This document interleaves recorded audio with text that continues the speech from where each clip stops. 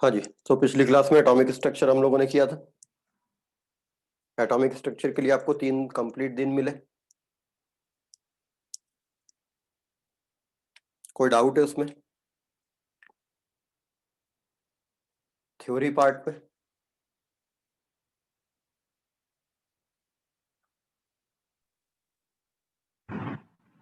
हाँ जी, sir package का एक क्वेश्चन था, page number 21, question number 37। Question क्या है? What is the D Broglie wavelength of a He atom in a container at room temperature? Use U average. Temperature कितना उसका? Sir room temperature ही है। Room temperature 298 kelvin पर V average use करना है, √8 RT upon IM। तो temperature use करके helium atom की velocity पता कर लीजिए, √8 into 8.314 joule per kelvin per mole into 298 kelvin temperature upon pi की value. Atomic mass of helium 4 gram per mole होता है, इसको 4 इंटू 10⁻³ किलोग्राम पर मोल रखेंगे, क्योंकि ये MKS यूनिट सिस्टम में है तो ये भी MKS यूनिट सिस्टम में मॉलिक्यूलर मास होना चाहिए गैस का। तो मीटर पर सेकंड में हीलियम एटम्स की वेलोसिटी आ जाएगी। Now de Broglie wavelength lambda equal to हो जाएगा H upon mv। H mv सब आपके पास में है, वेवलेंथ निकल आएगी। Yes, sir. और कोई डाउट किसी को एटॉमिक स्ट्रक्चर का?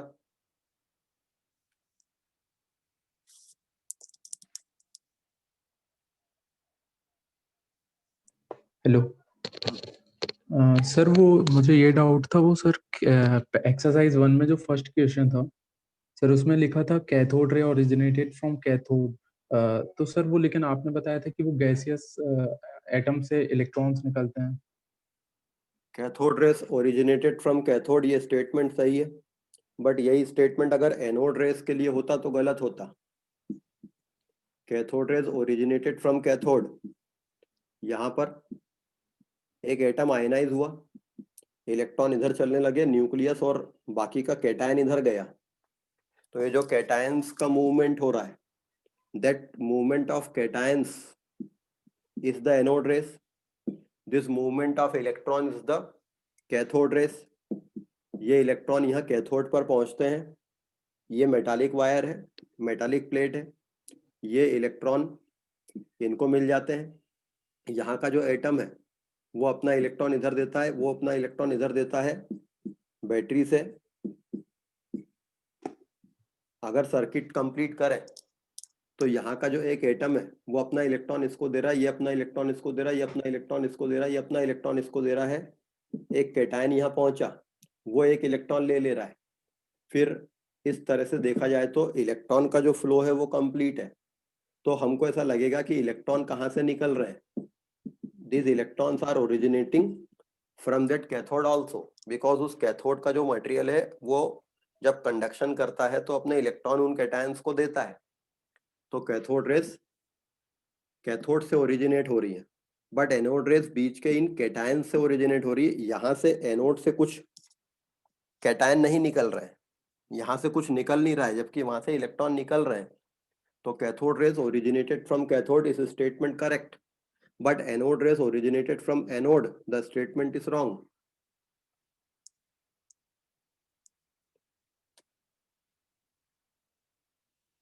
क्योंकि वो इलेक्ट्रॉन सर्किट कंप्लीट कर रहे हैं, इसलिए cathode rays originated from cathode statement सही हो जाएगा। सर यहाँ पर एक क्वेश्चन दिया है, इसमें पूछा है ट्रू या फॉल्स है ये स्टेटमेंट। तो plot of psi r versus r for various azimuthal quantum number shows peak value shifting towards higher r value. Plot of psi r versus psi square psi r versus सर से psi r versus r versus r for various azimuthal quantum numbers shows peak value shifting towards higher r value.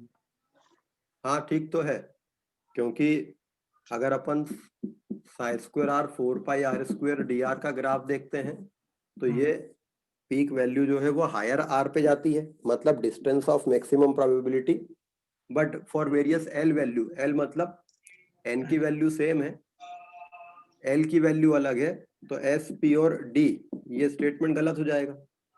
अगर हम देखें 1s orbital का graph ही ऐसा रहता है, 2s orbital का जो ग्राफ रहता है वो ऐसा रहता है, और 2p ऑर्बिटल का जो ग्राफ रहता है वो थोड़ी लोअर आर वैल्यू पे रहता है as compare to 2p, 2s के कंपेरिजन में ये थोड़े कम वैल्यू पे रहता है, तो वो स्टेटमेंट गलत हो जाएगा। अगर डिफरेंट n वैल्यूज के लिए होता तो सही रहता। सर पर आंसर तो ट्रू दिया है। फॉल्स होना चाहिए, बिकॉज 2s का जो r रहता है पीक वैल्यू वो लेसर r पे आती है, इसकी थोड़ी सी इसकी ज्यादा r पे आती है, इसकी कम r पे आती है। ठीक है सर।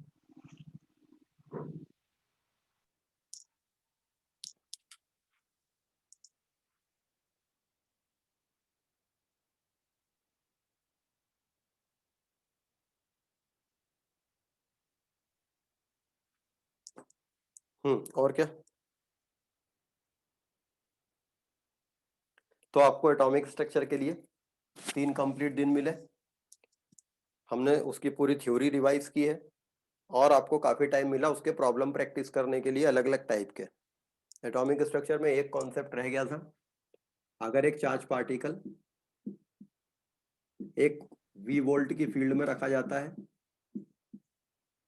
तो ये चार्ज पार्टिकल अपने अपोजिटली चार्ज्ड एंड की तरफ एक्सेलरेट कर जाएगा अगर रेस्ट पे है तो ये चार्ज पार्टिकल जो रेस्ट पे था वो अपने अपोजिटली चार्ज एंड की तरफ एक्सेलरेट करेगा, तो this potential will be called as accelerating potential. जितना ज्यादा ये पोटेंशियल लगाएंगे ये उतना तेज एक्सेलरेट करेगा, तो इसकी जो काइनेटिक एनर्जी होगी वो इस पोटेंशियल पे और इसके चार्ज पे डिपेंड करेगी। The kinetic energy of this charge particle will be magnitude of charge multiplied by accelerating potential. इस कंसेप्ट के क्वेश्चन कुछ आ जाते हैं, क्योंकि इस पार्टिकल की kinetic energy charge multiplied by potential से आ जाती है। चूंकि ये kinetic energy we can write half mv square, where this v is the velocity of this particle, this capital V is the voltage, ये एक्सेलरेटिंग पोटेंशियल है, ये velocity है। यहाँ से हम इसकी वेलोसिटी निकाल सकते हैं इस पार्टिकल की, क्योंकि काइनेटिक एनर्जी पता है, मास ऑफ द पार्टिकल यदि हमें पता हो तो, और चूंकि हम यहाँ से इसकी वेलोसिटी निकाल सकते हैं देन हम इसका डी ब्रोगली वेवलेंथ भी निकाल सकते हैं। तो कुछ क्वेश्चन आते हैं कि एक चार्ज पार्टिकल को, सपोज एक प्रोटॉन को एक इलेक्ट्रिक फील्ड में रखा गया, ये प्रोटॉन एक्सेलरेट कर गया, इस प्रोटॉन की डी ब्रोगली वेवलेंथ क्या होगी? Charge multiplied by voltage, charge of the proton multiplied by voltage applied से उसकी काइनेटिक एनर्जी से उसकी वेलोसिटी आएगी, मास ऑफ प्रोटॉन आपको चाहिए, और उससे फिर आप उसकी डी ब्रोगली वेवलेंथ निकाल लेंगे। इसके बजाय हम एक काम करें, mv इक्वल्स टू होता है h अपॉन लेमडा, दोनों तरफ स्क्वायर करके m square v square is equals to h square upon lambda square कर लें।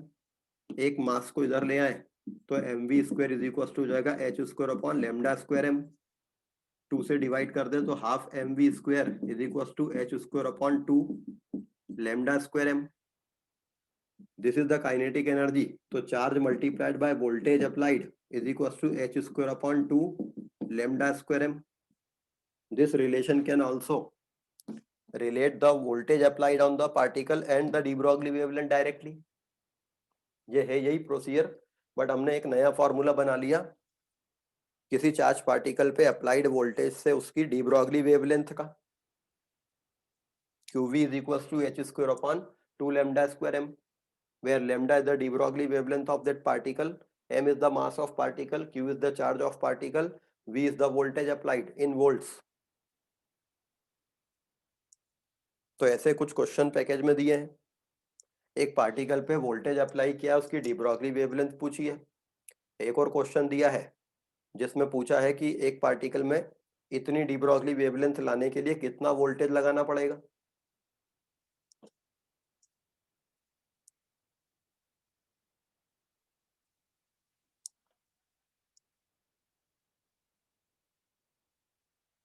Next chapter is gaseous state.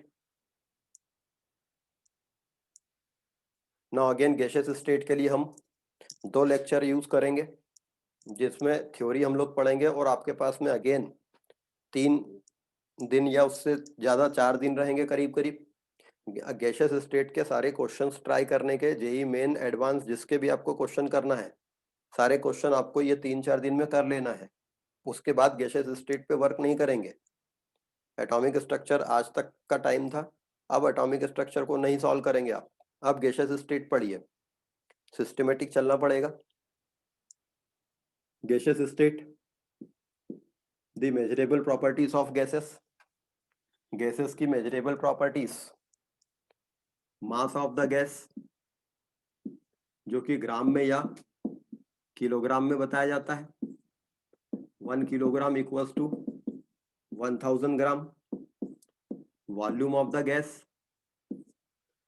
Container का वॉल्यूम, गैस का वॉल्यूम होता है, गैस का खुद का कोई वॉल्यूम नहीं होता है। Volume can be measured in metre cube और in centimetre cube. 1 metre cube volume is 10⁶ centimetre cube volume, और 1 metre cube volume is 1000 litre. तो 1 litre volume is 10⁻³ metre cube volume. ये ज्यादा यूज की जाने वाली यूनिट रहती है, litre. 1 litre is also called 1 decimeter cube. 1 liter is 1000 centimeter cube. 1 centimeter cube is 1 milliliter. ये अलग अलग यूनिट्स हैं। गैशियस स्टेट में आपके कई क्वेश्चन इसलिए गलत होते हैं बिकॉज आप प्रॉपर यूनिट्स नहीं रखते हो। तो mass of the gas, volume of the gas, pressure of the gas, gases के मॉलिक्यूल कंटेनर की वॉल पर प्रेशर अप्लाई करते हैं। The pressure of the gas newton per metre square is the unit of pressure in MKS unit system. 1 newton per metre square is equals to 1 pascal. Dynes per centimetre square is the unit of pressure in CGS unit system. 1 newton per metre square is 10 dynes per centimetre square. Earth का atmosphere अर्थ की surface पे pressure apply करता है। That pressure on the earth surface is called 1 atmosphere, that is equivalent to 101325 newton per metre square.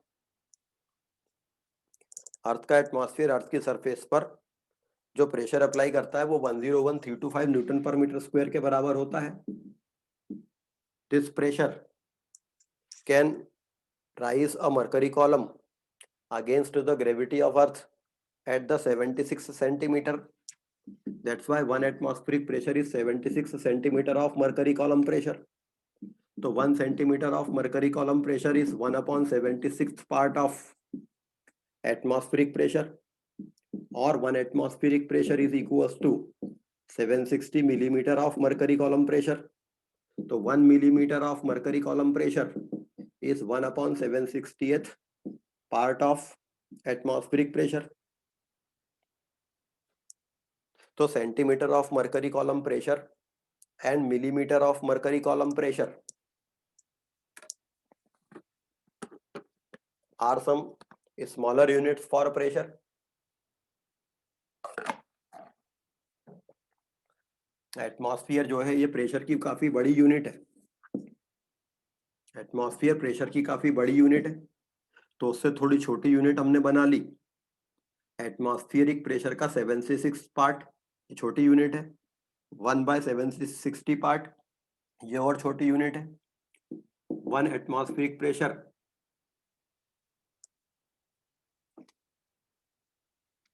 किसी gas का pressure measure करने के लिए millimetre of mercury unit use करते हैं, that is 1 torr. 1 bar pressure is 1×10⁵ newton per metre square. अगर इन सारी वैल्यूज को राउंड ऑफ कर दें तो ये 1 बार प्रेशर होगा। 1 bar pressure is 75 centimetre of mercury column pressure.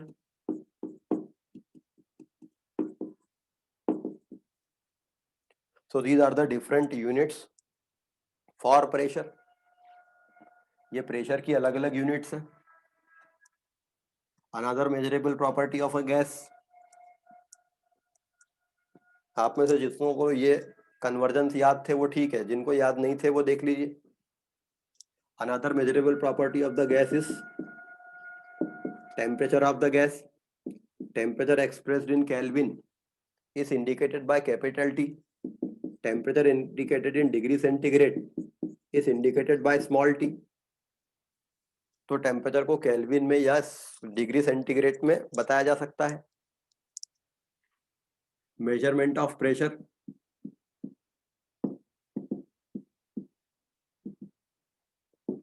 Atmospheric pressure measure करना हो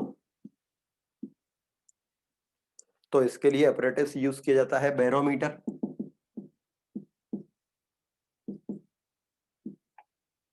एटमॉस्फेरिक प्रेशर मेजर करने के लिए अपरेटस यूज किया जाता है बैरोमीटर।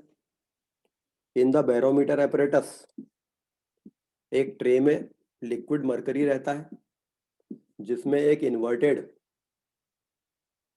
ग्लास ट्यूब रहती है। इस ग्लास ट्यूब में भी पूरा मरकरी भरा होता है और यहाँ पर वैक्यूम होता है।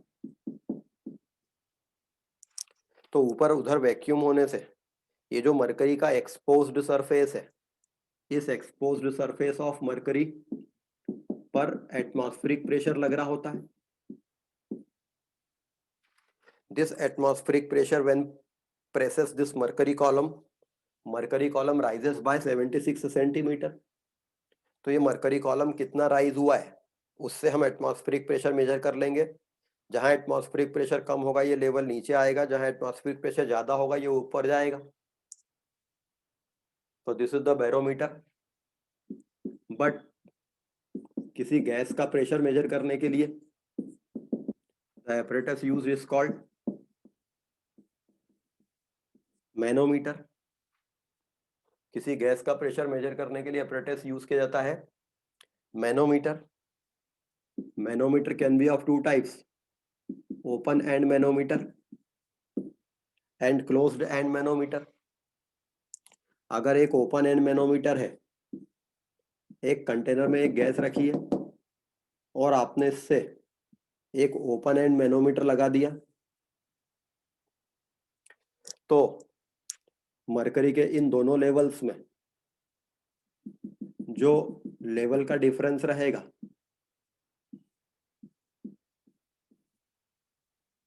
दिस इज द हाइट और h इन द सेंटीमीटर। अगर ये डिफरेंस सेंटीमीटर में है तो इस गैस का प्रेशर ओपन एंड मैनोमीटर में रहेगा h अपॉन 76 प्लस 1 एटमॉस्फेयर। अगर ये दोनों लेवल में ये वाला लेवल ऊपर है तो इसको पॉजिटिव लेंगे, इक्वल है तो इसको 0 लेंगे और नीचे है तो नेगेटिव लेंगे। इस h को इन दोनों लेवल के बराबर होने पर ऊपर है तो पॉजिटिव लेंगे, बराबर है तो नेगेटिव लेंगे, नीचे है तो बराबर है तो 0 लेंगे, ऊपर है तो पॉजिटिव लेंगे, नीचे जाएगा। जब ये लेवल यहाँ रहता यहीं पर, मतलब ये h 0 होता, वो तब होता जब इधर से 1 atm प्रेशर और इधर से भी ये गैस 1 atm प्रेशर लगा रही होती। तो h अपॉन h 0 होने पे ये टर्म 0 हो के प्रेशर 1 आता उस गैस का भी। लेकिन यहाँ 1 atm प्रेशर एटमॉस्फेयर से लग रहा है, ये गैस इस एटमॉस्फेरिक प्रेशर को अपोज करने के बावजूद भी एक्स्ट्रा इतना ऊपर उठा दे रही है इसको। तो ये एक्स्ट्रा प्रेशर है ओवर दिस 1 atm प्रेशर। ये 1 atm प्रेशर जो एटमॉस्फेयर से लग रहा है उसके ऊपर एक्स्ट्रा इतना हाइट के कारण आ रहा है इस गैस के कारण प्रेशर। तो इस गैस के पास कितना प्रेशर है 1 atm तो है, प्लस ये जो एक्स्ट्रा है दिस एक्स्ट्रा टर्म। लेकिन क्लोज्ड एंड मैनोमीटर अगर होता तो यहाँ पर यहाँ पर ये ट्यूब सील्ड रहती है, बंद रहती है और यहाँ पर वैक्यूम रहता है। तो चूंकि यहाँ वैक्यूम रहता है तो यहाँ पर कोई अपोज नहीं करना पड़ता इस गैस को, तो इस गैस का प्रेशर एब्सोल्युटली इस वैल्यू से ही आता है। तो pressure of the gas in closed end manometer will be H/76 atmosphere, और यहाँ पर H नेगेटिव नहीं होगा, क्योंकि यहाँ पर ये दोनों लेवल बराबर कब होंगे? जब इधर वैक्यूम है तो इधर भी वैक्यूम होता, तो यहाँ पर H नेगेटिव नहीं आएगा। ओपन एंड मैनोमीटर में सर हाइट कैसे नापते सर, फिर से बता दीजिए, वो नहीं आ रहा समझ में।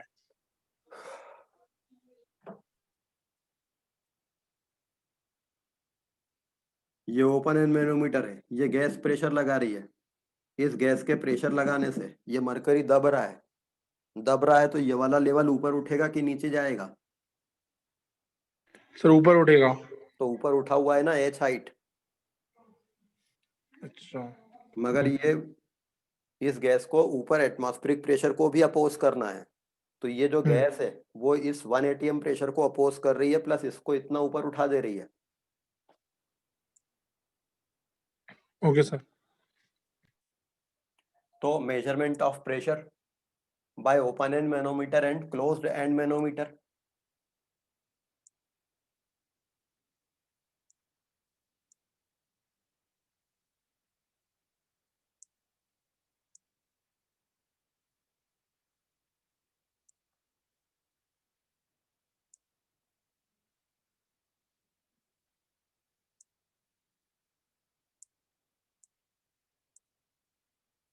Next, gas laws. गैसेस की मेजरेबल प्रॉपर्टीज में जो आपस के रिलेशंस रहते हैं, they are called gas laws, Boyle's law.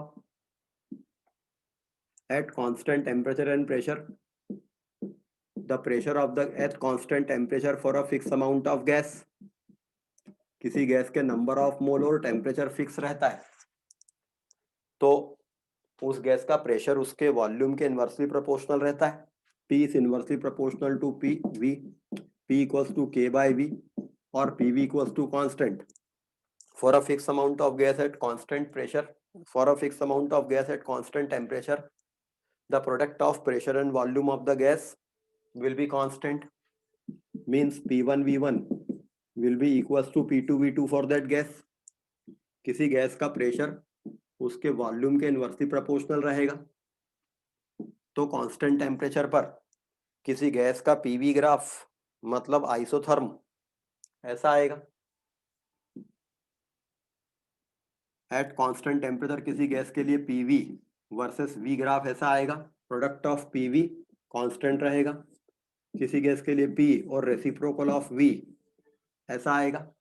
तो इस इक्वेशन का करस्पॉन्डिंग ये ग्राफ रहेगा, इसके करस्पॉन्डिंग ये वाला रहेगा, इसके करस्पॉन्डिंग ये वाला रहेगा।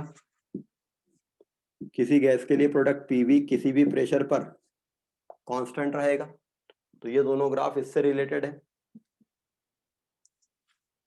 तो बॉयल्स लॉ का ग्राफिकल रिप्रेजेंटेशन और मैथमेटिकल रिप्रेजेंटेशन।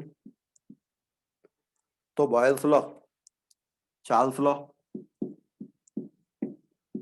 किसी गैस के वॉल्यूम और टेम्परेचर का रिलेशन,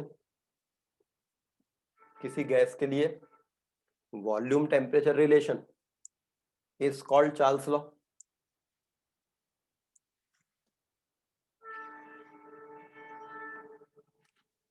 किसी गैस का volume temperature relation Charles law कहलाता है। For a fix amount of gas at constant pressure, the volume of a gas is directly proportional to its absolute temperature.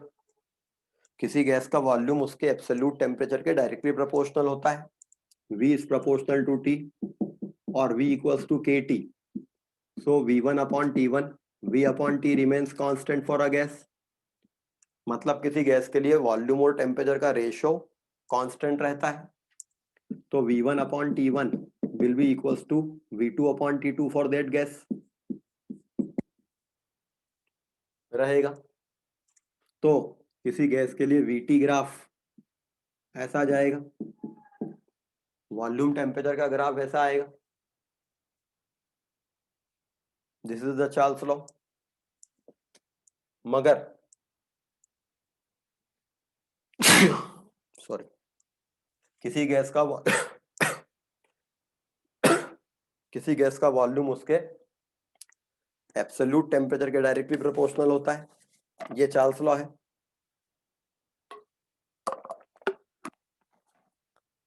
Charles law में temperature scale बतानी पड़ेगी कि volume absolute temperature के directly proportional होता है।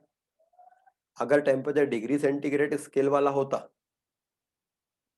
अगर टेम्परेचर डिग्री सेंटीग्रेड स्केल वाला होता तो किसी गैस का वॉल्यूम T डिग्री सेंटीग्रेड पर, 0 डिग्री सेंटीग्रेड पर जो गैस का वॉल्यूम होता था, उस वॉल्यूम में this equation relates the volume of a gas and the temperature in degree centigrade for every 1 degree centigrade rise or fall in temperature। किसी gas का टेम्परेचर 1 डिग्री सेंटीग्रेड से बढ़ता है या 1 डिग्री सेंटीग्रेड से घटता है तो उसका वॉल्यूम उसके 0 डिग्री सेंटीग्रेड वाले वॉल्यूम का 1/273 पार्ट बढ़ जाता है या घट जाता है।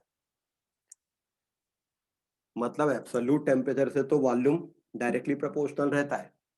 यदि हम एब्सोल्यूट टेम्परेचर को डबल करेंगे तो वॉल्यूम डबल हो जाएगा, लेकिन हम डिग्री सेंटीग्रेड में टेम्परेचर को डबल करेंगे तो वॉल्यूम डबल नहीं होगा, बढ़ेगा। मगर कैसे बढ़ेगा? हर डिग्री के लिए इतना बढ़ेगा, हर डिग्री के लिए इतना बढ़ेगा, तो T डिग्री के लिए इतना बढ़ता।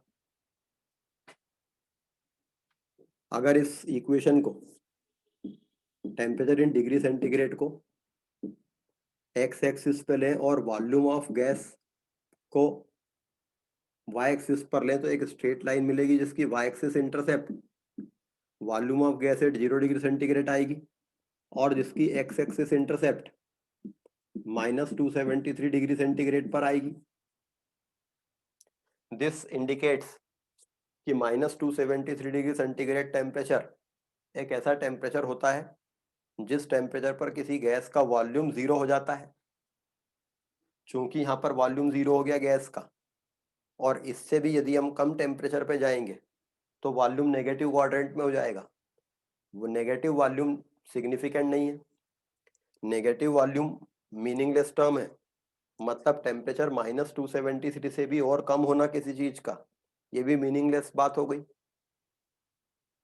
चूंकि नेगेटिव वॉल्यूम मीनिंगलेस है, इसलिए temperature less than -273 degree centigrade भी मीनिंगलेस हो गया। तो अगर ये ग्राफ यहां से स्टार्ट होता और इसको ओरिजिन लेते, मतलब इसको 0 कह देते, तो ये ग्राफ डायरेक्टली प्रोपोर्शनल आता VT का ग्राफ, तो V प्रोपोर्शनल टू T आ जाता। तो ये -273 को 0 केल्विन टेम्परेचर कह के यहाँ से एक नई टेम्परेचर स्केल स्टार्ट कर ली जाती है, that is called the kelvin scale of temperature. तो ये चार्ल्स लॉ है, बट बेसिकली चार्ल्स लॉ का आपको इसकी ज्यादा जरूरत पड़ती क्वेश्चंस में, बिकॉज हम टेम्परेचर को डिग्री सेंटीग्रेड में जो दिया है उसको केल्विन में बदल लेते हैं। तो Boyle's law, Charles law, Gay Lussac law,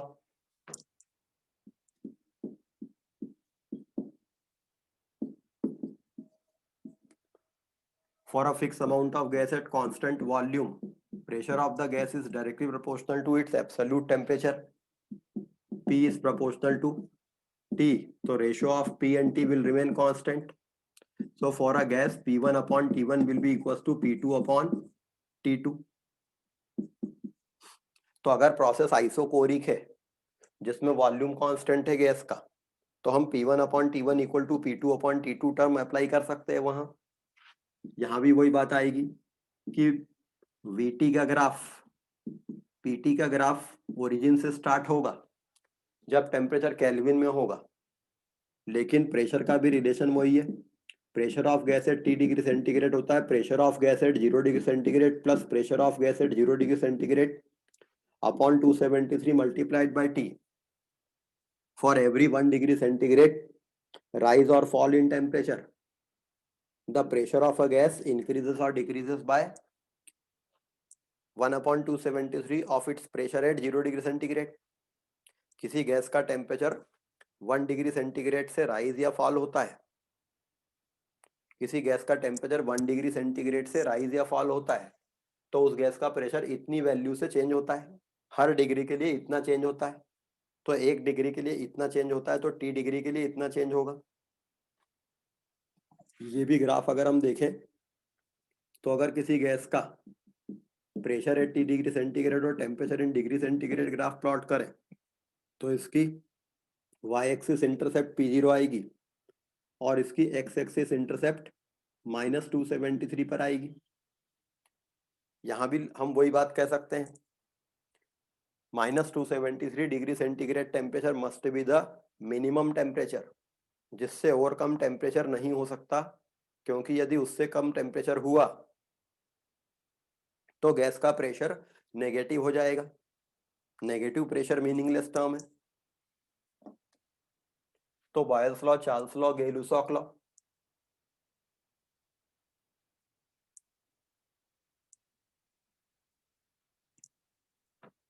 Avogadro law,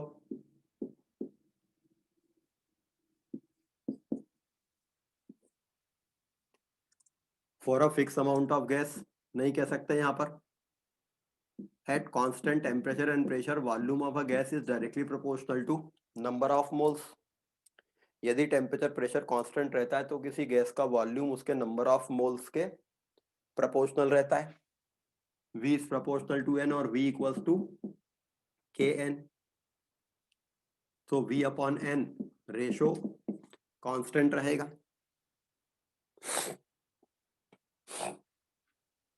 यदि ये टेम्परेचर प्रेशर STP हो, मतलब टेम्परेचर 273 केल्विन हो, प्रेशर 1 atm हो और नंबर ऑफ मोल गैस के 1 लिए जाएं, तो इस K की value 22.4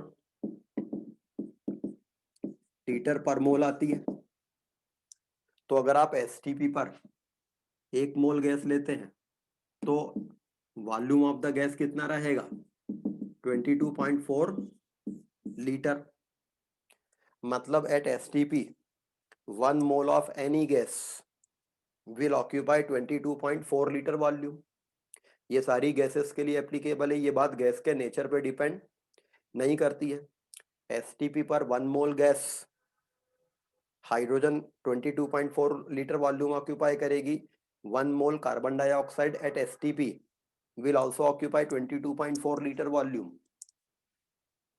At STP, 1 mole of any gas will occupy 22.4 liter volume.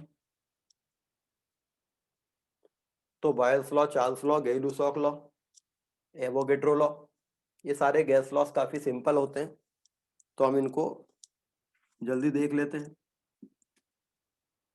तो Boyle's law, Charles law, Gay Lussac law, Avogadro law, ये जो सारे गैस लॉज हैं, ये गैसेस की दो प्रॉपर्टीज को रिलेट कर रहे हैं, बाकी 2 को कांस्टेंट रखते हुए, क्योंकि आपस में रिलेटेड क्वांटिटी 4 है, pressure, volume, temperature, number of मोल। 2 के रिलेशन, पीवी का रिलेशन बॉयल्स लॉ, वीएन का रिलेशन एवोगैड्रो लॉ, वीटी का रिलेशन चार्ल्स लॉ, पीटी का रिलेशन गै-लुसाक लॉ। तो ये 2 प्रॉपर्टीज के रिलेशन अभी हमने देखे।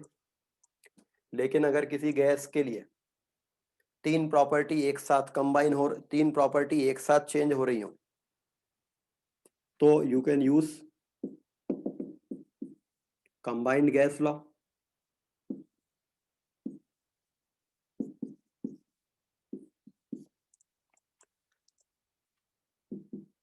प्रेशर इनवर्सली प्रोपोर्शनल होता है वॉल्यूम के। For a fix amount of gas at constant temperature, pressure directly proportional होता है टेम्परेचर के। For a fix amount of gas at constant volume, यदि इन दोनों इक्वेशंस का कॉमन कांस्टेंट n कांस्टेंट रहे तो हम इन दोनों इक्वेशंस को कंबाइन कर सकते हैं।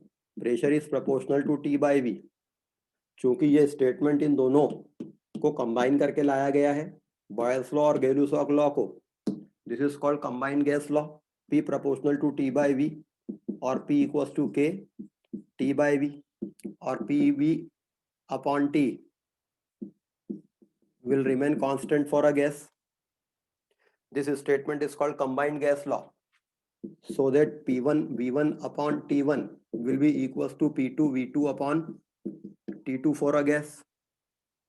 अगर किसी गैस का सिर्फ मोल कांस्टेंट रहते हो, उसका प्रेशर, वॉल्यूम, टेम्परेचर तीनों बदल रहा हो, then you can use P1 V1 upon T1 will be equals to P2 V2 upon T2.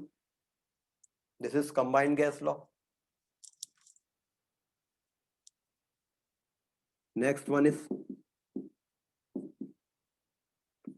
ideal gas equation. Ideal gas equation.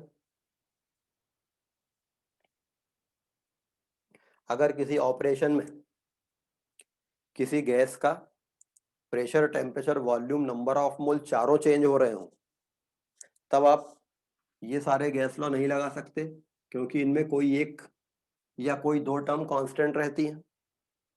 Ideal gas equation आप किसी भी गैस पे लगा सकते हैं, कभी भी लगा सकते हैं।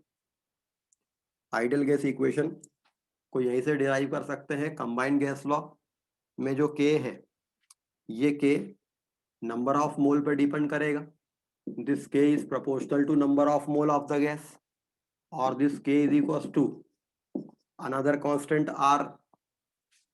किसी इक्वेशन में आने वाला कांस्टेंट उस इक्वेशन के वेरिएबल्स पे डिपेंड नहीं करता है।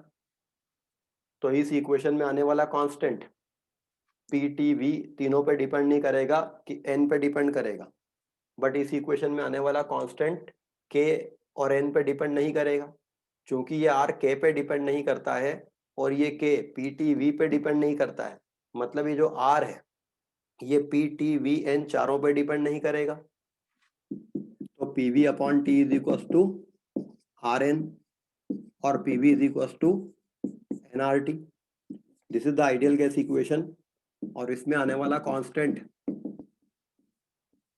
यूनिवर्सल गैस कांस्टेंट कहलाता है। इसकी value P V T N चारों पे डिपेंड नहीं करती है, गैस के नेचर पे डिपेंड नहीं करती है।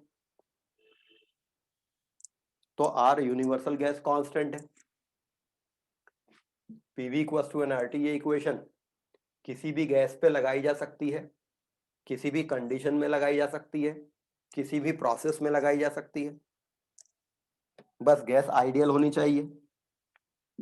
The unit of R and the value of R, R की वैल्यू और आर की यूनिट्स, चूंकि आर जो है वो पीवी अपॉन एन टी के बराबर आएगा, तो आर की unit pressure, volume, number of mole, temperature की unit litre atmosphere per kelvin per mole से जाएगी। तो आर की value 0.08214 litre atmosphere per kelvin per mole होती है, या आर की value 8.314 joule per kelvin per mole होती है, या आर की वैल्यू 8.314 इंटू 10⁻⁷ अर्ग पर केल्विन पर मोल होती है, या आर की वैल्यू 1.99 कैलोरी पर केल्विन पर मोल होती है।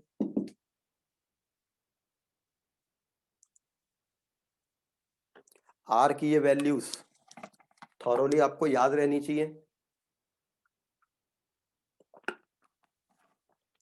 और equation PV equals to NRT लगाते समय आपको ये आर की प्रॉपर वैल्यू रखनी पड़ेगी। अगर आपने प्रेशर को एटमॉस्फेयर में, वॉल्यूम को लीटर में रखा है, तब आर की केवल ये वाली वैल्यू यूज कर सकते हैं।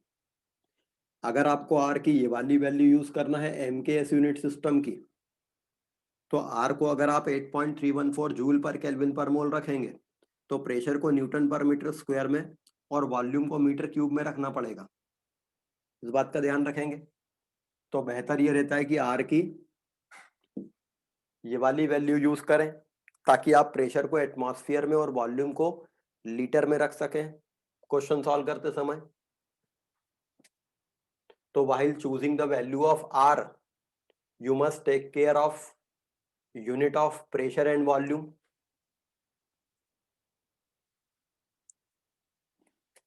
The significance of R.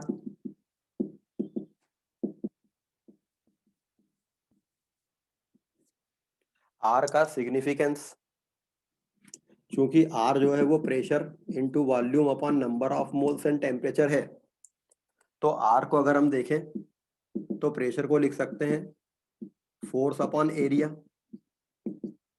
अगर एक कंटेनर में एक गैस पे एक पिस्टन लगा हुआ है और ये गैस इस पिस्टन को ऊपर डिस्प्लेस करा देती है L लेंथ, तो इस गैस ने इस पिस्टन पे कुछ वर्क किया है। Force acting on the piston upon area of the piston is the pressure on the piston multiplied by area into displacement of the piston. ये जो वॉल्यूम में चेंज आया है, ये चेंज इन वॉल्यूम, ये जो वॉल्यूम है जो इस गैस के वर्क करने के कारण चेंज हुआ है, ये क्या है, area of the piston into displacement of the piston. Area area cancel हो जाएगा, तो आर क्या है, force on the piston into displacement of the piston, तो आर हो जाएगा work done by that gas per kelvin per mole. तो basically R क्या होता है, the work involve in a gaseous system, work done by the gas और work done on the gas, दोनों हो सकता है। The work involve in a gaseous system per kelvin per mole of the gas,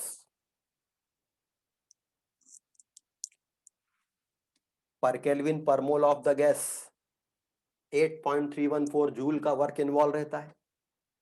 यदि आपके पास में working substance किसी engine का एक गैस है, अगर किसी इंजन का वर्किंग सब्सटेंस एक आइडियल गैस है, तो पर केल्विन पर मोल वो आइडियल गैस 8.314 जूल का वर्क इन्वॉल्व रहता है, उसमें करती है या उस पे होता है।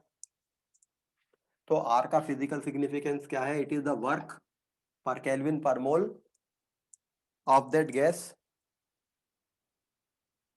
This is the ideal gas equation. और आर का फिजिकल सिग्निफिकेंस और आर की value,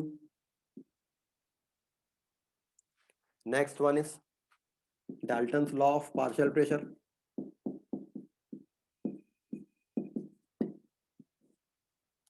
Dalton's law of partial pressure, अभी तक हम किसी एक गैस के लिए, अभी तक हम किसी एक गैस के लिए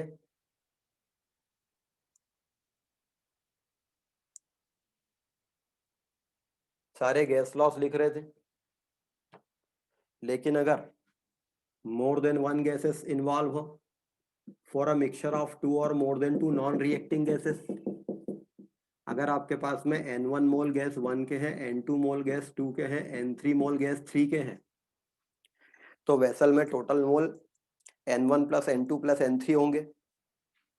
तो गैस 1 के कारण प्रेशर पार्शियल प्रेशर P1 है, गैस 2 के कारण पार्शियल प्रेशर P2 है, गैस 3 के कारण पार्शियल प्रेशर P3 है, और सिस्टम का टोटल प्रेशर अगर P है, so for a mixture of two और more than non reacting gases, for a mixture of two और more than two non reacting gases, the total pressure of the gas mixture will be equal to the sum of partial pressure of each gas। उस gaseous system का total pressure हर एक gas के partial pressure के सम के बराबर होगा, हर एक gas के पार्शियल प्रेशर के सम के बराबर होगा, where partial pressure is what. Partial pressure को हम तीन प्रकार से डिफाइन कर सकते हैं। पहला डेफिनेशन, किसी गैस मिक्सचर में टुवर्ड्स द प्रेशर उस पर्टिकुलर गैस का इंडिविजुअल कंट्रीब्यूशन, किसी गैस मिक्सचर में टुवर्ड्स द टोटल प्रेशर उस गैस का इंडिविजुअल कंट्रीब्यूशन उसका पार्शियल प्रेशर है। दूसरा, partial pressure of a gas in a gas mixture is equals to its mole fraction in that mixture multiplied by total pressure। उस gas mixture में उस gas का mole fraction multiplied by total pressure is the partial pressure of that gas. तो gas 1 का partial pressure में लिख सकता हूं number of mole of that gas upon total number of moles of the gas mixture into total pressure. Gas 2 का partial pressure mole fraction of gas 2 into total pressure, gas 3 का partial pressure mole fraction of gas 3 into total pressure.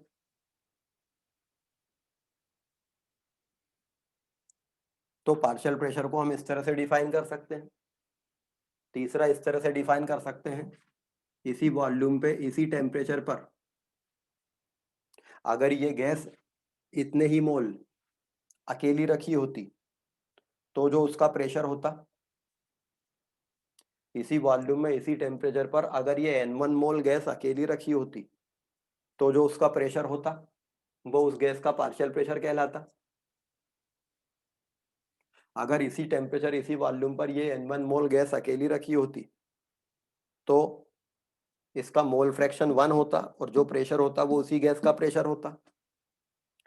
Basically जो Dalton's law of partial pressure है वो है at constant TV pressure will be proportional to number of mole of the gas. अगर हम देखें तो Dalton law of partial pressure ये है, कांस्टेंट टेम्परेचर और वॉल्यूम पर किसी गैस का प्रेशर उसके मोल के प्रोपोर्शनल रहता है। तो जितने मोल फ्रैक्शन में कोई गैस होती है प्रेशर में भी वो उतना ही फ्रैक्शन प्रेशर लगाती है। तो अगर हम इस इक्वेशन को देखें तो partial pressure upon total pressure will be equals to mole fraction of that gas and this is the pressure fraction. तो Dalton's law of partial pressure को हम कंबाइन फाइनली क्या कह सकते हैं, for a mixture of 2 or more than 2 non-reacting gases the pressure fraction of the gas will be equal to its mole fraction। किसी gas mixture में कोई gas जितने मोल फ्रैक्शन पे रहती है उतना ही उसका प्रेशर फ्रैक्शन होता है। अर्थ का एटमॉस्फेयर गैसियस मिक्सचर है, अगर हम इसको नाइट्रोजन और ऑक्सीजन गैस का बस मिक्सचर माने तो बाय मोल 79% नाइट्रोजन है, 21% ऑक्सीजन है। तो towards 1 atm pressure 0.79 atm pressure nitrogen का पार्शियल प्रेशर है और 0.21 atm प्रेशर ऑक्सीजन का पार्शियल प्रेशर है। This is the Dalton's law of partial pressure.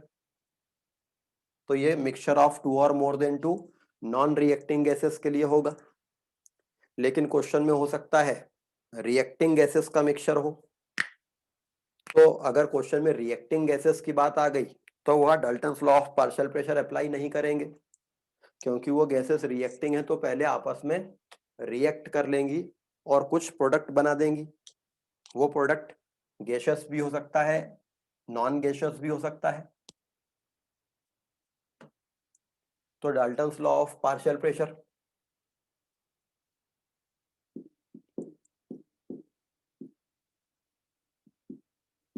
Amagat's law of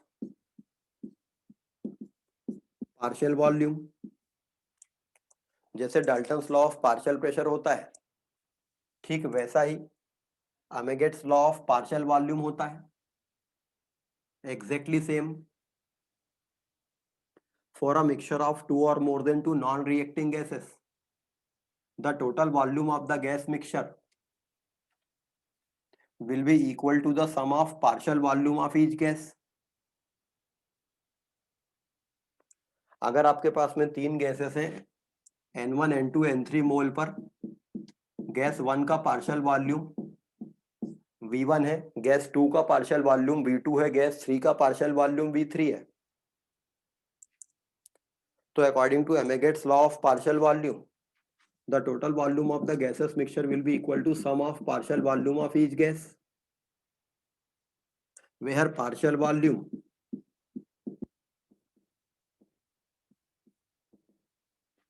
can be defined as mole fraction of the gas in the mixture multiplied by total volume। तो gas 1 का partial volume क्या होगा, mixture में उसके number of moles into total volume. Gas 2 का partial volume mixture में इसके number of moles into total volume. Gas 3 का पार्शियल वॉल्यूम होगा मिक्सचर में इसके number of moles into total volume.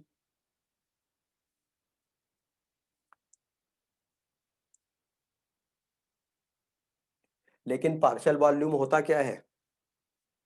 पहला तरीका तो ये है, partial volume is the mole fraction into total volume. दूसरा तरीका, पार्शियल वॉल्यूम को हम ऐसे डिफाइन नहीं कर सकते कि इसी टेम्परेचर पे इसी वॉल्यूम पे ये गैस अकेली रखी होती तो क्या वॉल्यूम ऑक्यूपाई करती, क्योंकि इसी टेम्परेचर पे इसी वॉल्यूम पे ये गैस अकेली रखी होती तो यही वॉल्यूम ऑक्यूपाई करती, वो ये वाला तो करती नहीं। बट पार्शियल वॉल्यूम को हम डिफाइन कर सकते हैं इसी टेम्परेचर पर इसी प्रेशर पर, जिस प्रेशर पे वो मिक्सचर है, इसी टेम्परेचर पर इसी प्रेशर पर ये N1 मोल गैस अकेली रखी होती तो जो वॉल्यूम ऑक्यूपाई करती वो इससे कम ऑक्यूपाई करती, क्योंकि ये वॉल्यूम तब का है जब ये दोनों गैसेस और इन्वॉल्व हैं यहाँ पे। एक और तरीका है पार्शियल वॉल्यूम को समझने का। सपोज आपके पास में T टेम्परेचर पर P प्रेशर पर N1 मोल गैस है, इसका वॉल्यूम V1 है। तो T टेम्परेचर P प्रेशर पर उस N1 मोल गैस का वॉल्यूम V1 है, ये इसका पार्शियल वॉल्यूम है। अब आपने इसी कंटेनर में N2 मोल गैस 2K भी डाल दिए, तब जबकि ये दोनों नॉन रिएक्टिंग गैसेस हैं। अब अगर आपने पिस्टन को मूव नहीं करने दिया तो अंदर प्रेशर बढ़ जाएगा, लेकिन अगर आपने पिस्टन को मूव करने दिया तो ये पिस्टन ऊपर मूव कर जाएगा और कहीं जाके रुकेगा। तो पुराने वाले वॉल्यूम के कंपैरिजन में जितना नया वॉल्यूम आया है ये इस गैस 2 का पार्शियल वॉल्यूम है, गैस 1 का पार्शियल वॉल्यूम था और इन दोनों का सम ये टोटल वॉल्यूम है, तब जबकि गैस उसी टेम्परेचर उसी प्रेशर पे है जिस पर पहले थी।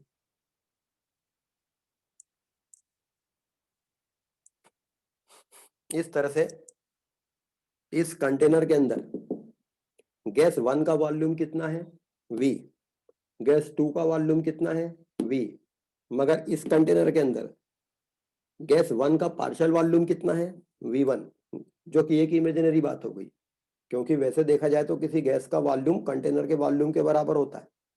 तो इस कंटेनर में गैस 1 का वॉल्यूम कितना है उसको कहेंगे V, गैस 2 का वॉल्यूम कितना है वो भी V कहलाएगा, लेकिन गैस 1 का पार्शियल वॉल्यूम क्या है V1। Basically Amagat's law of partial volume ये इक्वेशन है। At constant temperature and pressure, volume of a gas is directly proportional to its number of moles. तो किसी गैस मिक्सचर में कोई गैस जितने मोल फ्रैक्शन पे होती है वो उतने ही वॉल्यूम फ्रैक्शन पे रहती है। पार्शियल वॉल्यूम एक तरह से एक इमेजिनरी टर्म है। Partial volume upon total volume is equals to mole fraction. This term is called volume fraction. तो किसी गैस मिक्सचर में किसी गैस का जितना मोल फ्रैक्शन होता है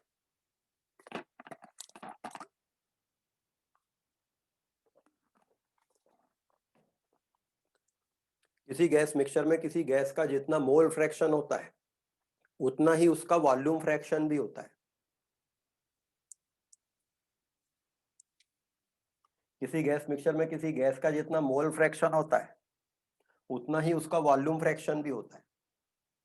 तो अगर हम एटमॉस्फेरिक एयर का 100 लीटर वॉल्यूम सैंपल लेते हैं तो उसमें 79 लीटर नाइट्रोजन होगी और 79 लीटर ऑक्सीजन होगी partial volume. This is the Amagat's law of partial volume.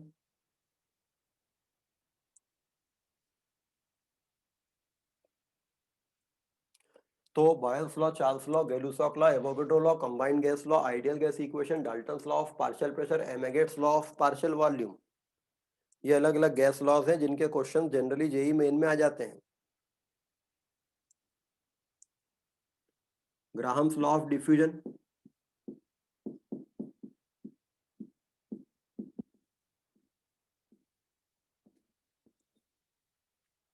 Graham's law of diffusion, gases diffuse होती हैं, गैसेस का रेट ऑफ डिफ्यूजन अलग अलग तरह से मेजर किया जा सकता है।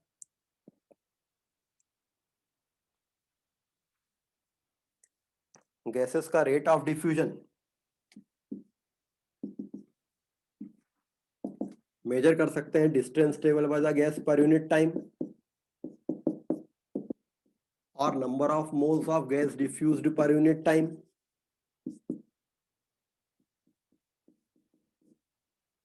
और the volume of gas diffused per unit time. Diffusion को हम अलग अलग तरह से मेजर कर सकते हैं।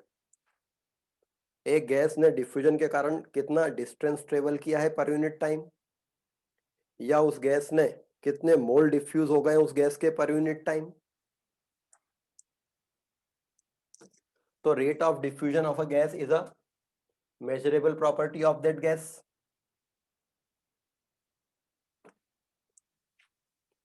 At constant temperature and pressure, the rate of diffusion of a gas is inversely proportional to square root of its density.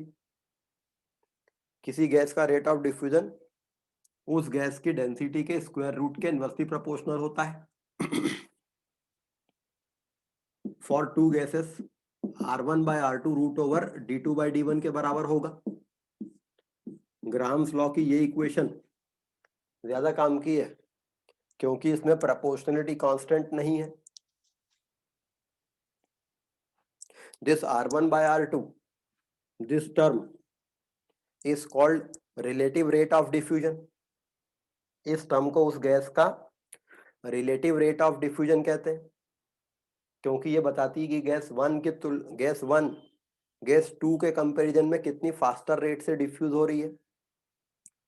R1 upon R2 अगर 2 है मतलब R1 equal to 2 times of R2 है, मतलब gas 1 जो है वो gas 2 के comparison में 2 टाइम्स फास्टर रेट से डिफ्यूज हो रही है। तो इसको रिलेटिव रेट ऑफ डिफ्यूजन कहते हैं। But density is proportional to, किसी गैस के लिए हम लिख सकते हैं Pm equal to DRT, density of the gas Pm upon RT होगा। तो डेंसिटी प्रोपोर्शनल होती है उस गैस के मॉलिक्यूलर मास के। तो R1 upon R2 is equal to root over M2 by M1 होगा। सबसे ज्यादा काम का ये फार्मूला रहता है। ग्राहम्स लॉ ऑफ डिफ्यूजन को यूज करके हम किसी गैस का मॉलिक्यूलर मास प्रिडिक्ट कर सकते हैं कि उस गैस का मॉलिक्यूलर मास क्या होगा। अगर आपको एक गैस का मॉलिक्यूलर मास पता करना है तो आप उसको किसी नॉन मॉलिक्यूलर मास वाली गैस के साथ डिफ्यूज कराओ और उन दोनों का relative rate of diffusion measure कर लो।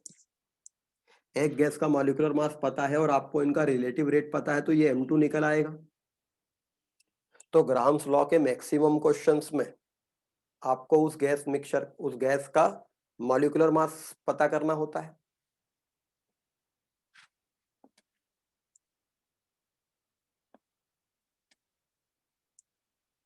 सपोज जीनॉन का एक फ्लोराइड है और आपको उसका फॉर्मूला पता करना है, तो जीनॉन का फ्लोराइड XeFn है।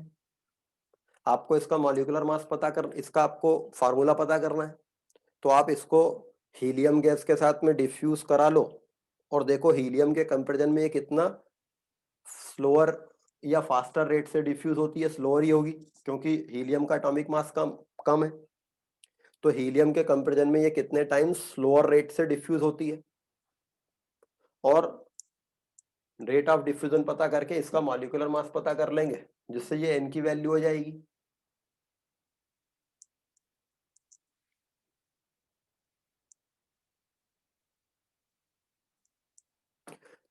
लेकिन जब दोनों गैसेस डिफ्यूज हो रही होती हैं तो वो दोनों गैसेस सेम टेम्परेचर प्रेशर पे होनी चाहिए। If the two gases which are diffusing are at different partial pressures, suppose एक कंटेनर में हाइड्रोजन और कार्बन डाइऑक्साइड गैस है, ये एक होल से डिफ्यूज हो रही है। हाइड्रोजन का मॉलिक्यूलर मास 2 है कार्बन डाइऑक्साइड का मॉलिक्यूलर मास 44 है, तो लाइटर होने के कारण हाइड्रोजन ज्यादा फास्टर डिफ्यूज होगी, CO2 स्लोअर डिफ्यूज होगी। तो ये जो डिफ्यूजिंग मिक्सचर होगा इसमें हाइड्रोजन और CO2 में हाइड्रोजन का प्रपोर्शन ज्यादा रहेगा, बिकॉज हाइड्रोजन अपने कम मॉलिक्यूलर मास के कारण ज्यादा फास्टर रेट से डिफ्यूज हो रही होगी।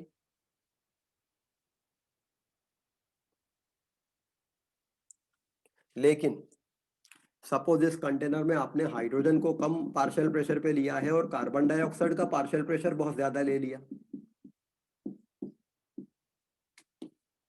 तो this pressure will assist this carbon dioxide to leave more, और यहां पर हो सकता है CO2 का प्रोपोर्शन बढ़ा दे वो, क्योंकि प्रेशर ऑफ द गैस क्या करता है, वो फास्ट करता है डिफ्यूजन को।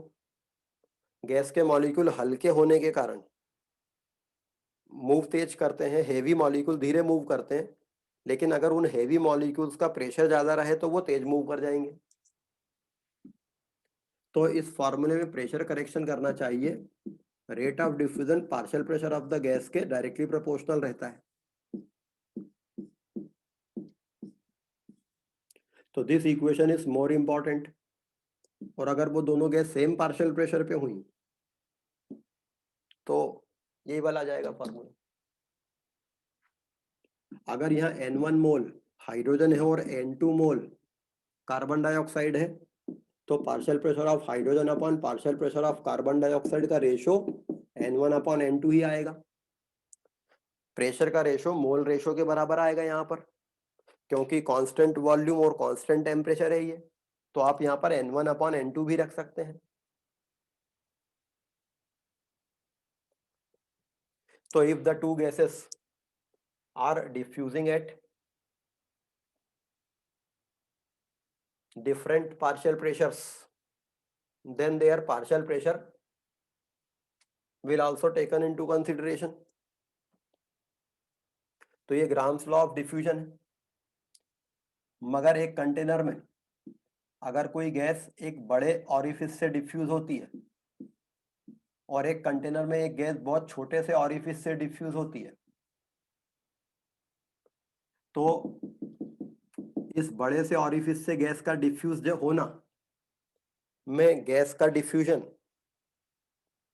इस ऑरिफिस के साइज पे डिपेंड नहीं करेगा, लेकिन बहुत छोटे से ऑरिफिस से हाई प्रेशर पे रखी कोई गैस निकलती है तो उस ऑरिफिस के एरिया पे डिफ्यूजन डिपेंड करेगा। जितना बड़ा ऑरिफिस होगा गैस ज्यादा निकलेगी। तो when a gas is diffused at high pressure through a narrow orifice, then it is called effusion. तो इफ्यूजन डिफ्यूजन का एक केस है। जब डिफ्यूजन ऑरिफिस के साइज पे डिपेंड करता है तब उसको इफ्यूजन कहते हैं। जब डिफ्यूजन ऑरिफिस के साइज पे डिपेंड नहीं करता तब उसको डिफ्यूजन कहते हैं simply. The rate of effusion of a gas is equals to PA upon root over 2 pi RTM। किसी गैस का रेट ऑफ इफ्यूजन प्रेशर के डायरेक्टली प्रोपोर्शनल होता है, उसके मॉलिक्यूलर मास के इनवर्सली प्रोपोर्शनल होता है रूट के। एरिया ऑफ ऑरिफिस पे डिपेंड करता है। This A is the area of orifice. अगर एक स्क्वायर ऑरिफिस है, रेडियस आर, साइड आर वाला, तो एरिया ऑफ द ऑरिफिस को आर स्क्वायर रख देंगे। अगर सर्कुलर ऑरिफिस है रेडियस आर वाला, तो पाई आर स्क्वायर उसका एरिया रख देंगे।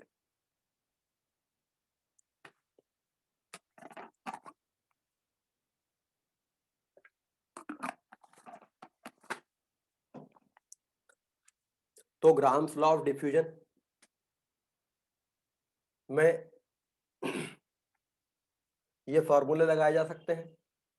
And the main use of grams law of diffusion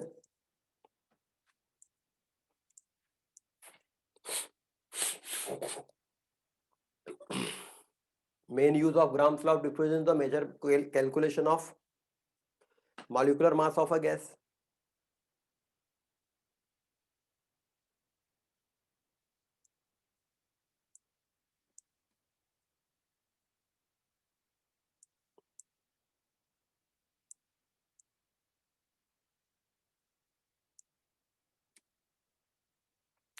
molecular mass of a gas, अगर एक गैस सिंगल अकेली गैस होती है तब उसका मॉलिक्यूलर मास फिक्स होता है।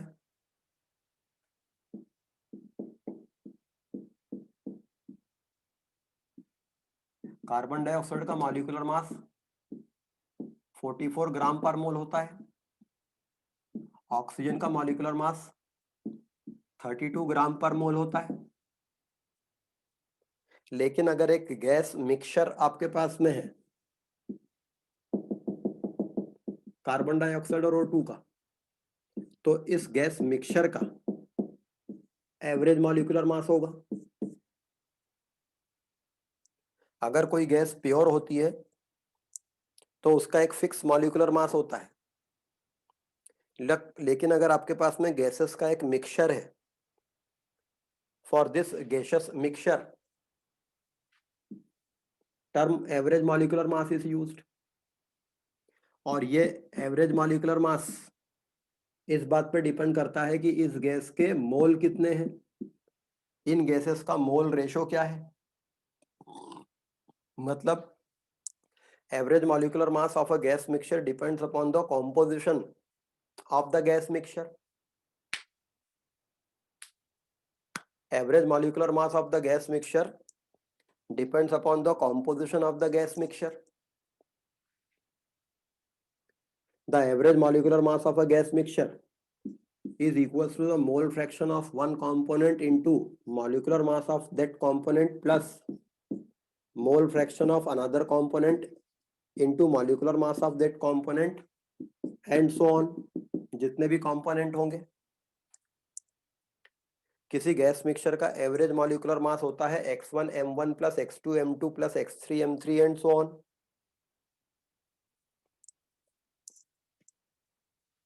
जैसे इस पर्टिकुलर गैस का मिक्सचर का एवरेज मॉलिक्यूलर मास हम लिखेंगे n1 upon n1 plus n2 into 44 plus n2 upon n1 plus n2 into 32।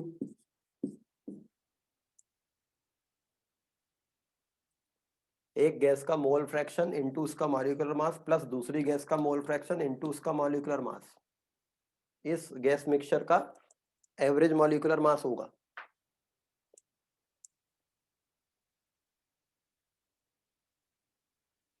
Question दो प्रकार के आते हैं। आपको एक गैस मिक्सचर दे दिया जाता है, उसका कॉम्पोजिशन दे दिया जाता है और आपको उसका एवरेज मॉलिक्यूलर मास निकालना होता है। कई बार क्वेश्चन उल्टा आता है, आपको एक गैस मिक्सचर का एवरेज मॉलिक्यूलर मास दे दिया होता है, आपको उसका कॉम्पोजिशन निकालना होता है। मतलब गैसेस का मोल रेशो निकालना होता है।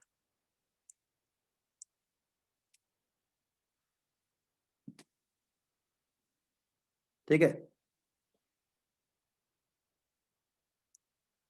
अच्छा, ये जो मोल फ्रैक्शन है, एवरेज मॉलिक्यूलर मास किसी गैस मिक्सचर का यदि आपको पता है तो आप उसका मोल रेशो निकाल लेंगे। मतलब किसी गैस के मिक्सचर का एवरेज मॉलिक्यूलर मास यदि आपको पता है तो आप उससे उस गैस मिक्सचर का कॉम्पोजिशन निकालते हैं बाय मोल। जो कॉम्पोजिशन बाय मोल होगा वही कॉम्पोजिशन बाय प्रेशर होगा, वही कॉम्पोजिशन बाय वॉल्यूम भी होगा। जो कॉम्पोजिशन बाय मोल होगा वही कॉम्पोजिशन बाय प्रेशर भी होगा, वही कॉम्पोजिशन बाय वॉल्यूम भी होगा, लेकिन वो कॉम्पोजिशन बाय वेट नहीं होगा। जैसे इस गैस मिक्सचर में percentage by mole of gas 1 हो जाएगा 100 into x1 and percentage by mole of gas 2 हो जाएगा 100 इंटू x2, क्योंकि ये मोल फ्रैक्शन था। मोल फ्रैक्शन मतलब 1 की स्केल पर गैस 1 कितनी है, तो परसेंटेज क्या होगा 100 की स्केल पर गैस 1 कितनी है। लेकिन आपको इस गैस मिक्सचर का कॉम्पोजिशन बाय मास निकालना है, तो this term upon this term into 100 is the percentage by mass of gas 1.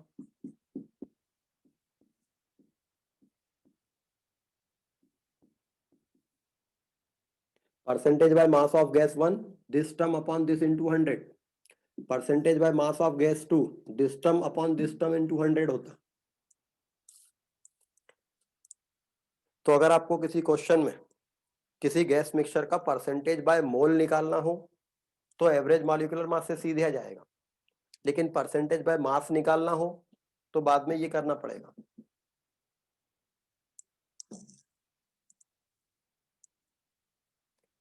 Graham's law of diffusion और ये एवरेज मॉलिक्यूलर मास के कॉन्सेप्ट को क्लब कर दिया जाता है.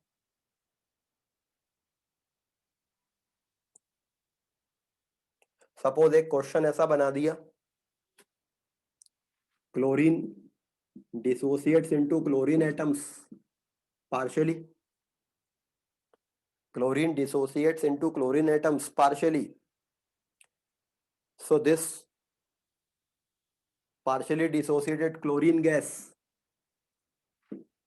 diffuses with helium, and the rate of diffusion of helium with respect to this chlorine gas mixture.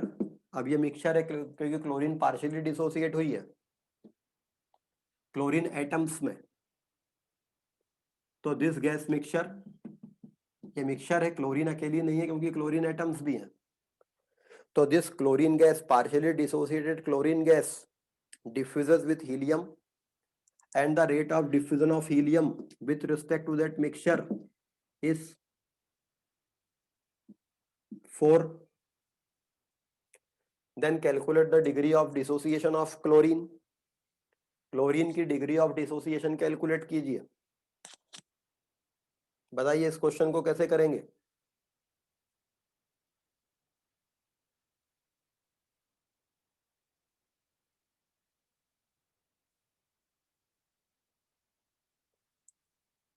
Calculate the degree of dissociation of chlorine gas, the rate of diffusion of helium with respect to the chlorine gas mixture of chlorine molecule and atom is 4. इस question को कैसे करेंगे.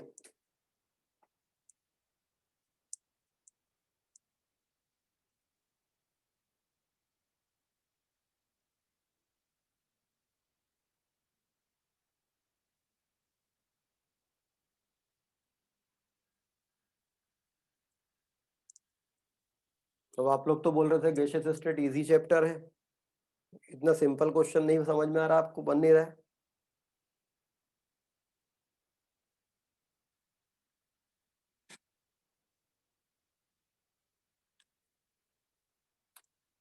Rate of diffusion of helium upon rate of diffusion of this chlorine gas mixture is average molecular mass of the gas mixture upon atomic weight of helium. 4 equals to root over m average upon 4. 4 square is equals to m average upon 4. m average, so m average of this gas mixture is 16 gram per mole. इस gas mixture का average molecular mass इसका 4 gram per mole है. Let number of moles of chlorine gas taken initially was 1. Suppose chlorine के initially 1 mole लिए गए थे. Let the degree of dissociation of chlorine is alpha, तो number of moles at equilibrium is 1 minus alpha 2 alpha. तो total mole at equilibrium रहेंगे 1 minus alpha plus 2 alpha. Total mole at equilibrium mixture में रहेंगे 1 plus alpha. Mixture में total mole रहेंगे 1 plus alpha. उस समय पर मिक्सचर में क्लोरीन एटम कितने रहेंगे 2 अल्फा. एवरेज मॉलिक्यूलर मास होता है एक कंपोनेंट का मोल फ्रैक्शन इनटू उसका मॉलिक्यूलर मास प्लस दूसरे कंपोनेंट का मोल फ्रैक्शन इनटू उसका मॉलिक्यूलर मास. एक कंपोनेंट कौन है, क्लोरीन एटम्स, उनका मोल फ्रैक्शन क्या है 2 alpha upon 1 plus alpha. Into उनका मॉलिक्यूलर मास या एटॉमिक मास क्या है 35.5। दूसरा कंपोनेंट मिक्सचर का कौन है क्लोरीन, उसके मोल कितने हैं 1 माइनस अल्फा, टोटल मोल कितने हैं 1 प्लस अल्फा।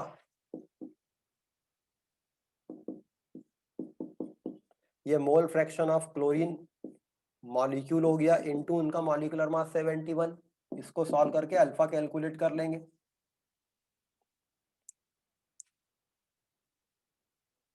तो ग्राहम्स लॉ ऑफ डिफ्यूजन से आपने उस क्लोरीन मॉलिक्यूल और क्लोरीन एटम गैस मिक्सचर का एवरेज मॉलिक्यूलर मास निकाला,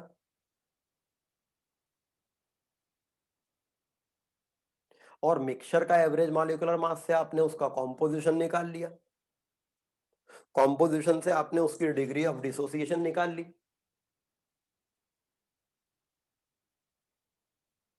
इसमें किसी को कोई डाउट है?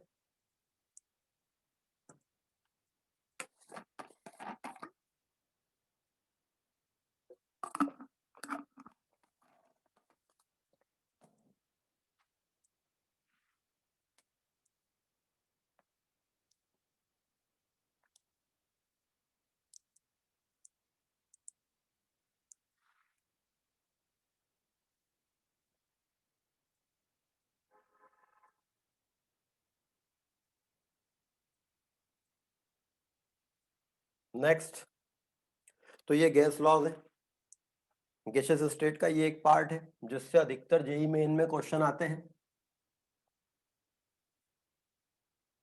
Next one is kinetic theory of gases. Gases particularly in सारे गैस लॉस को ओबे क्यों करती हैं? Why gases behaves in this particular manner, that can be explained bye kinetic theory of gases. Kinetic theory of gases के postulates आपको सबको पता है। Gases large number of particles की मिलके बनी होती हैं। इन पार्टिकल्स को मॉलिक्यूल कहा जाता है। ये मॉलिक्यूल इतने छोटे होते हैं कि एक मॉलिक्यूल का वॉल्यूम गैस के टोटल वॉल्यूम के कंपैरिजन में निग्लिजिबल होता है। The molecules are so small so that they can be considered to be negligible volume as compared to the total volume of the gas।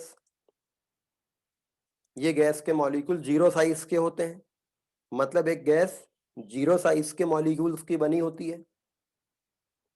यही कारण है कि अगर हम किसी गैस का टेम्परेचर कम करते जाएं तो ये मॉलिक्यूल पास आते जाएंगे, और कांस्टेंट प्रेशर पे ये मॉलिक्यूल पास आते जाएंगे, पिस्टन नीचे आता जाएगा, और जब ये सारे जीरो साइज वाले मॉलिक्यूल पास आ जाएंगे तो ये टोटल जीरो वॉल्यूम ऑक्यूपाई कर लेगी गैस -273 डिग्री सेंटीग्रेड टेम्परेचर पर। जीरो साइज के मॉलिक्यूल्स अगर पास आते हैं और मैक्सिमम पास आ जाते हैं तो जीरो वॉल्यूम ऑक्यूपाई करना चाहिए उनको। तो चार्ल्स लॉ एक्सप्लेन हो जाएगा इससे कि -273 डिग्री सेंटीग्रेड टेम्परेचर पर एक ideal gas zero volume occupy कर सकती है क्योंकि उसके मॉलिक्यूल जीरो साइज के हैं। तो kinetic theory of gases, gases छोटे छोटे पार्टिकल्स की मिलके बनी होती है जिनको मॉलिक्यूल कहते हैं। ये मॉलिक्यूल जीरो साइज के होते हैं। इन मॉलिक्यूल्स के बीच में कोई फोर्स ऑफ अट्रैक्शन या रिपल्शन नहीं होता है। चूंकि इन मॉलिक्यूल्स के बीच में कोई फोर्स ऑफ अट्रैक्शन नहीं होता है, इसलिए हम किसी आइडियल गैस को लिक्विफाई नहीं कर सकते। ये मॉलिक्यूल कांस्टेंट रैंडम मोशन में रहते हैं, एक दूसरे से कोलाइड करते रहते हैं, और कंटेनर की वॉल पे भी कोलाइड करते हैं जाके। Due to collision of molecules on the wall of container, the pressure of the gas arises. ये मॉलिक्यूल एक दूसरे से कोलाइड करते हैं, इसलिए इनकी डायरेक्शन बदल जाती है, हेंस ये रैंडम मोशन करते हैं। This collisions are perfectly elastic collisions. ये कोलिजन्स परफेक्टली इलास्टिक कोलिजन होते हैं, मतलब गैस के मॉलिक्यूल्स जब कोलाइड करते हैं तो एनर्जी लॉस नहीं होता है।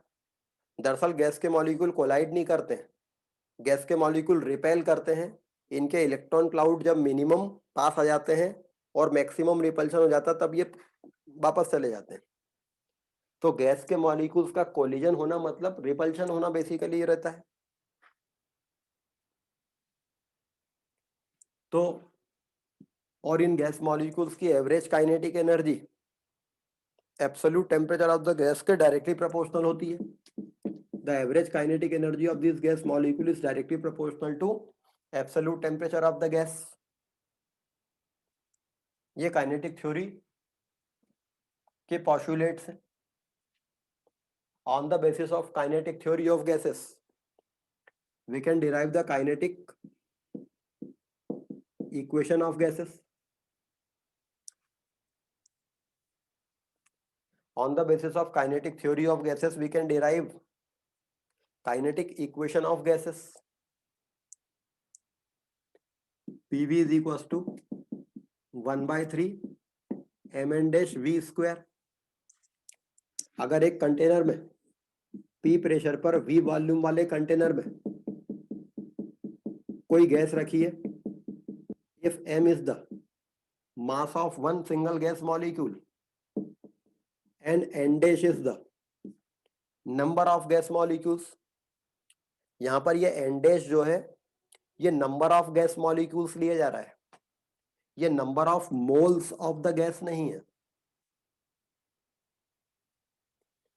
ये n dash number of gas molecules लिए जा रहा है, ये number of moles of the gas नहीं है।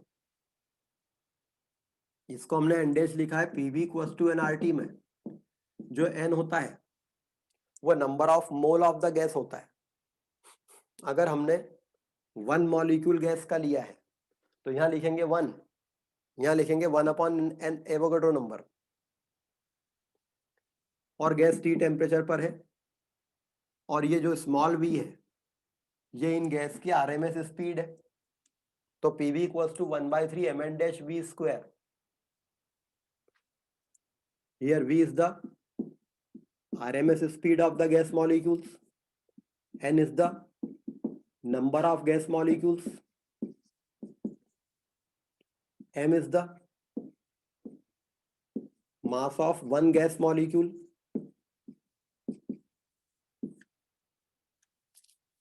this V is the volume of the gas, and P is the pressure of the gas. So PV equals to 1/3 mn dash v square. This is kinetic equation of gases derived by using postulates of kinetic theory of gases.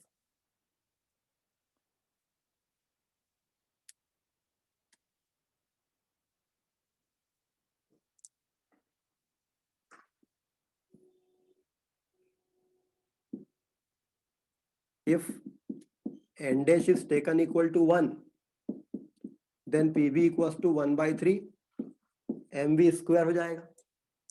अगर हम n dash को 1 लेते हैं तो PV equals to 1/3 mv square हो जाएगा, और PV equals to nRT में अगर हम इसको लिखते तो ये 1/n0 RT लिखते, where n0 is the Avogadro number. तो we can write 1/3 mv square is equals to 1/n0 RT. दोनों तरफ 3/2 से मल्टीप्लाई करें, 3/2 into 1/3 mv square is equals to 3/2 RT/n0. तो half mv square 3/2 R/n0 into T. This ratio R/n0 is the ratio of gas constant and the Avogadro number. It is a new constant called Boltzmann constant. So half mv square is 3/2 kT. This is the kinetic energy of the gas molecule per molecule of the gas. This is the kinetic energy per molecule of the gas. ये gas की kinetic energy है पर molecule. एक molecule की kinetic energy इतनी है, n0 से अगर इसको मल्टीप्लाई करते तो ये 1 मोल गैस की काइनेटिक एनर्जी होती। ये पर मॉलिक्यूल गैस की काइनेटिक एनर्जी है। अगर इसको n0 से मल्टीप्लाई करते तो ये n0 कैंसिल होके 3/2 RT पर mole of the gas kinetic energy देता। तो 3/2 kT is the kinetic energy joule per molecule. 3/2 RT is the kinetic energy joule per mole. ये एवरेज काइनेटिक एनर्जी है पर मोल ऑफ द गैस, ये पर molecule of the gas है, मगर ये भी एवरेज काइनेटिक एनर्जी है। भले वो पर मॉलिक्यूल ऑफ द गैस है मगर ये एब्सोल्यूट नहीं है, क्योंकि आप मेजरेबल प्रॉपर्टी टेम्परेचर यूज कर रहे हो जो कि एक एवरेज प्रॉपर्टी है इसको मेजर करने के लिए।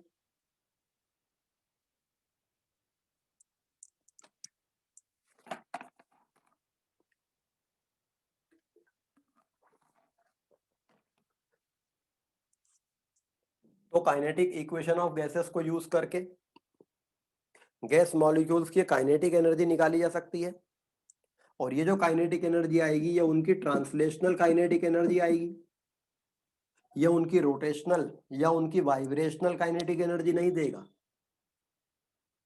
ये उनकी ट्रांसलेशनल काइनेटिक एनर्जी है, एक्स वाई या जेड डायरेक्शन में मॉलिक्यूल के मूव करने की काइनेटिक एनर्जी। तो by using kinetic equation of gases we can derive the expression for kinetic theory, kinetic energy of the gas molecules 3/2 RT or 3/2 kT per molecule.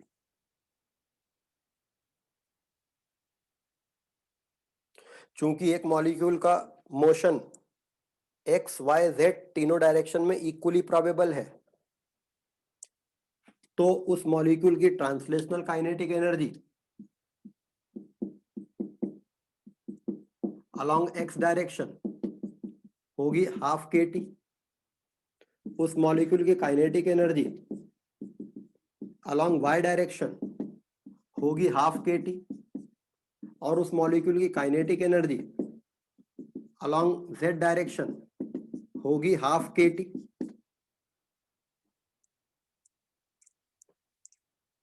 मतलब उसके motion के हर एक mode का contribution half kT होता है। This is the law of equipartition of energy. तो total translational kinetic energy half kT half kT half kT 3/2 kT आ जाती है, तब जबकि इसमें रोटेशनल और वाइब्रेशनल काइनेटिक एनर्जी अभी इन्वॉल्व नहीं है।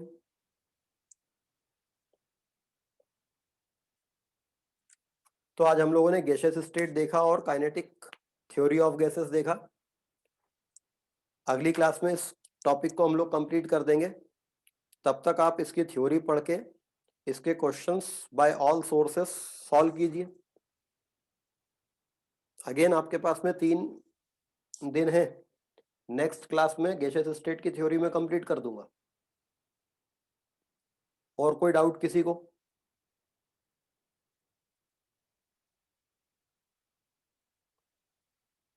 चलिए नेक्स्ट क्लास में देखते हैं।